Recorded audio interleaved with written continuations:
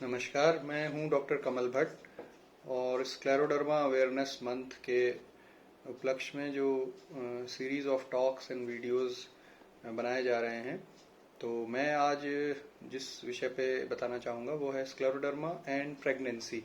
Pregnancy का scleroderma पे या स्क्लेरोडर्मा की वजह से प्रेगनेंसी में क्या असर हो सकता है, तो उसके बारे में हम जानेंगे। एक जमाने में आज से करीबन 50-60 साल पहले ऐसा माना जाता था कि स्क्लेरोडर्मा के साथ का असर फर्टिलिटी पे हो सकता है और या प्रेगनेंसी में सीरियस कॉम्प्लिकेशंस हो सकते हैं। तो यूजुअली ये एडवाइस किया जाता था कि आप प्रेगनेंसी ना प्लान करें। लेकिन अब हमारे पास काफ़ी डेटा ऐसा अवेलेबल है और ऐसा देखा गया स्टडीज़ में कि प्रेगनेंसी का फर्टिलिटी पे कोई डायरेक्ट ऐसा असर नहीं होता है, कोई दुष्प्रभाव नहीं होता है। और जो प्रेगनेंसी के कॉम्प्लिकेशंस हैं वो भी कुछ उन मरीजों में जिनमें बीमारी बढ़ी हुई है, कुछ ऑर्गन इन्वॉल्वमेंट है, उनमें हो सकता है। जिनकी बीमारी कंट्रोल में है उनको नॉर्मल प्रेगनेंसी होने में कोई परेशानी नहीं होती है। यहाँ पे कुछ बातें ध्यान रखने वाली हैं क्योंकि स्क्लेरोडर्मा जो बीमारी है यूजुअली थोड़ा बढ़ती उम्र में, मतलब 40s और 50s में होती है, 30s में भी हो सकती है। तो ऑलरेडी ये जो थोड़ा सा ओल्डर एज ग्रुप है, इनमें इन महिलाओं में उम्र की वजह से भी कुछ कॉम्प्लिकेशंस हो सकते हैं। कुछ कॉम्प्लिकेशंस जो दवाइयां हैं बीमारी की उसकी वजह से भी हो सकते हैं।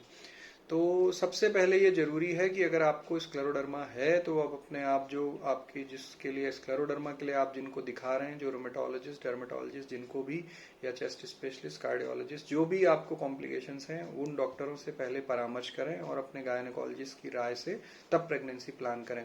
अगर स्क्लेरोडर्मा की डायग्नोसिस नहीं है तो यूजुअली ये एडवाइस किया जाता है कि शुरू के 2 से 3 साल तक वेट करना चाहिए, क्योंकि जो किडनी, हार्ट और लंग, 3 मेन ऑर्गन्स हैं, इनमें होने वाले जो दुष्प्रभाव या कॉम्प्लिकेशंस हैं शुरू के 2 से 3 साल में ज्यादा होते हैं। तो इसके बाद ये इनका असर थोड़ा सा कम हो जाता है। दूसरा, जब बीमारी आपकी बढ़ी हुई है तब प्रेगनेंसी प्लान नहीं करना है, उसमें ज़्यादा कॉम्प्लिकेशन हो सकते हैं और दवाइयों की वजह से भी ज़्यादा, क्योंकि डोज ज़्यादा होती है शुरू में, उसकी वजह से भी कुछ कॉम्प्लिकेशंस हो सकते हैं। जब बीमारी कंट्रोल में है तो बिल्कुल प्रेगनेंसी प्लान की जा सकती है।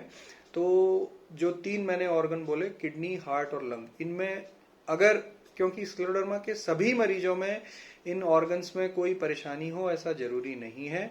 जिन लोगों में इन ऑर्गन्स में कोई कॉम्प्लिकेशंस हैं तो पहले उनका प्रॉपर ट्रीटमेंट होना चाहिए। वो बीमारी अगर कंट्रोल में है और उसका आपके जो डॉक्टर हैं वो एक असेसमेंट करके, टेस्ट करके भी बता सकते हैं कि अभी कितना बीमारी कंट्रोल में है, तो उस हिसाब से आप उनकी राय से प्रेगनेंसी प्लान जरूर कर सकते हैं। दूसरा चीज, कुछ दवाइयां ऐसी होती हैं स्पेशली लंग्स के लिए या जोड़ों के लिए, जैसे मीथोट्रिक्सेट है, या फेफड़ों के लिए ही एक दवाई होती है साइक्लोफॉस्फेमाइड, जिसके इंजेक्शंस होते हैं। तो इन दवाइयों के साथ भी प्रेगनेंसी होने में प्रॉब्लम आ सकती है। तो काफी 6 महीना पहले या साल भर पहले ही ये प्लान करना पड़ता है कि आगे प्रेगनेंसी अगर करनी है तो इन दवाइयों को बंद करके कुछ दूसरी दवाई दे सकें जिससे बीमारी कंट्रोल में रहे। कुछ चुनिंदा मरीज ऐसे होते हैं 5 to 10% स्क्लेरोडर्मा के, जिनमें कुछ खास तरह के एंटीबॉडीज होते हैं, जिसकी वजह से कभी कभी बच्चों की जो हृदय गति है, हार्ट रेट, वो स्लो हो सकती है और उसके लिए अलग से मॉनिटरिंग चाहिए जिन लोगों में ये एंटीबॉडीज पॉजिटिव हैं। और उसके लिए फीटल इको आजकल अवेलेबल है और स्पेशल उसके लिए मॉनिटरिंग हार्ट रेट की बच्चे की चाहिए। अगर उसमें कुछ परेशानी है तो उसके लिए भी कुछ दवाइयां आती हैं जिनसे कि ये इसका इलाज किया जा सकता है। दूसरा, जो प्रेगनेंसी से स्क्लेरोडर्मा में क्या असर हो सकता है, ऐसा देखा गया कि 80-85% लोगों में कोई खास असर नहीं होता है अगर उनकी बीमारी कंट्रोल में है या दबी हुई है दवाइयों से। और कुछ लक्षण जो स्क्लेरोडर्मा के खास होते हैं, जैसे रेनॉट्स या उंगलियों का नीलापन है या अल्सर है, वो ऐसा कभी कभी देखा गया कि प्रेगनेंसी में कम भी हो सकते हैं। और जो एक गैस्ट्रोइसोफेजियल रिफ्लक्स या एसिडिटी या रिफ्लक्स खाने, सीने में जलन होना, ये क्योंकि प्रेगनेंसी में भी बढ़ जाता है, तो ये स्क्लेरोडर्मा के ऐसे मरीज जिनमें लक्षण है वो बढ़ सकता है। इसके अलावा जिन चीजों का विशेष ध्यान रखना है, सबसे पहले जैसा मैंने कहा, अपने डॉक्टर से राय लें कि कब हमें प्रेगनेंसी प्लान करना चाहिए, क्या हमारी बीमारी कंट्रोल है। दूसरा, जब दवाइयों की डोज स्टेबल चल रही है, कौन सी दवाइयां सेफ हैं जो लॉन्ग टर्म में प्रेगनेंसी और उसके बाद लैक्टेशन में कंटिन्यू कर सकते हैं।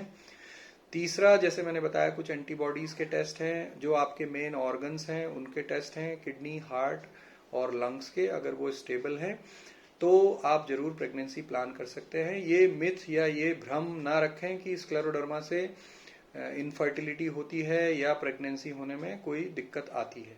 धन्यवाद।